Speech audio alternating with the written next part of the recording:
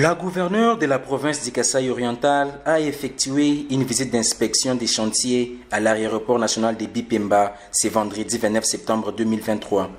Julie Kalingaka Bongo vient se rassurer de l'état d'avancement des travaux de construction de la nouvelle aérogare internationale de l'espace Grand Kasaï. Aussitôt arrivé sur le site, la première autorité qu'accompagnait le ministre provincial des ITPR, la bourgmestre de la commune de Bipemba et quelques membres du conseil provincial de sécurité est reçue par le commandant de la RVA Mbujimayi, Romain Tinyamaka Bongo.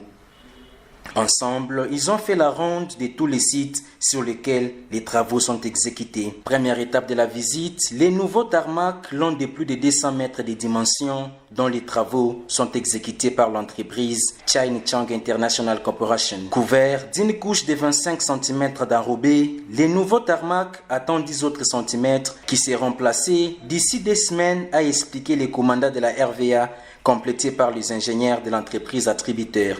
À la centrale électrique, des bâtiments solides sortent encore des terres et sont à 50% d'exécution. L'autorité provinciale s'est par la suite rendue à la centrale solaire en phase terminale. Ces 220 batteries en lithium installées reçoivent une énergie solaire de 832 panneaux placés sur 52 tables dans les champs solaires pour une production de 1 MW. La chef de l'exécutif provincial a également visité l'usine d'enrobé où il lui a été présenté les bitumes avec plus d'explications sur les procédures techniques de leur fabrication. L'autorité provinciale a reçu des assurances que tout est réglementé par les ingénieurs chinois afin de respecter la teneur voulue du bitume. À l'étape de la caserne anti-incendie, Julie Kalingaka Bongo a salué les travaux des titans exécutés par les entreprises tributaires en collaboration avec le manœuvre. D'une oreille attentive aux cris des travailleurs, la femme des terrains a plaidé pour l'amélioration de leurs primes en vue de les aider à faire face à la conjoncture économique actuelle.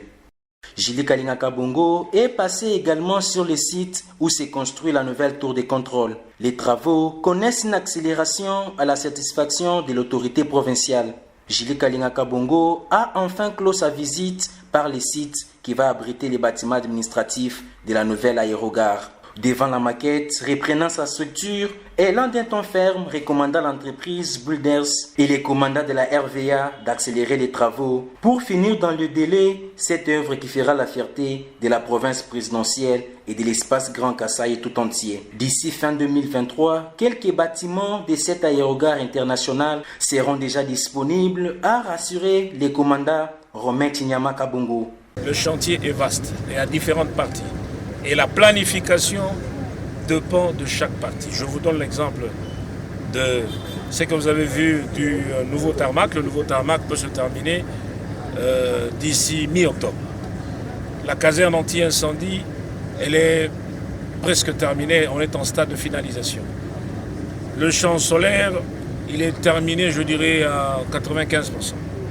Donc, ainsi de suite, différentes parties. Le DIVO, il est, je dirais, terminé à 97%. On attend que quelques ajustements pour pouvoir y aller. Et ainsi de suite. Donc, différentes parties, différents plannings.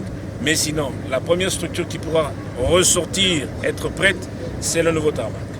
Suivi du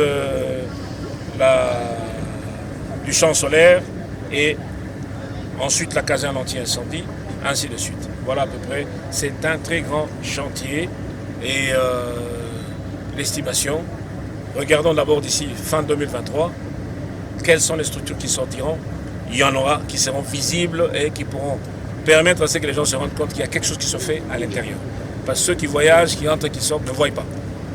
Mais ceux qui visitent se rendent compte qu'il y a un grand travail qui est fait et ça sera une grande œuvre qui sera offerte à la population, si pas à la ville de Mbujimayi.